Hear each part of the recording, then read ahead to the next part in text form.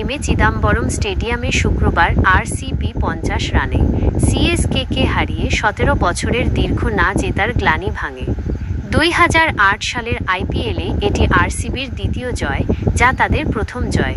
খেলার কথা বলতে গেলে প্রথমে ব্যাট করার আমন্ত্রণ পেয়ে রজত পাতিদার 32 বলে সর্বোচ্চ 51 রান করেন, যার ফলে আরসিবি 20 ওভারে 7 উইকেটে 196 রান করে। ফিল সল্ট 16 বলে 32 এবং দেবদত্ত পাদিক্কাল 14 বলে 27 গুরুত্বপূর্ণ ইনিংস খেলেন।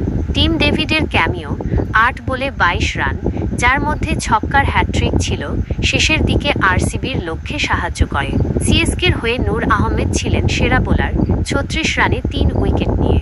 আরসিবির কঠোর ও সুশৃঙ্খল বোলিংয়ের জন্য সিএসকে কখনোই লক্ষ্য তাড়া করতে পারেনি।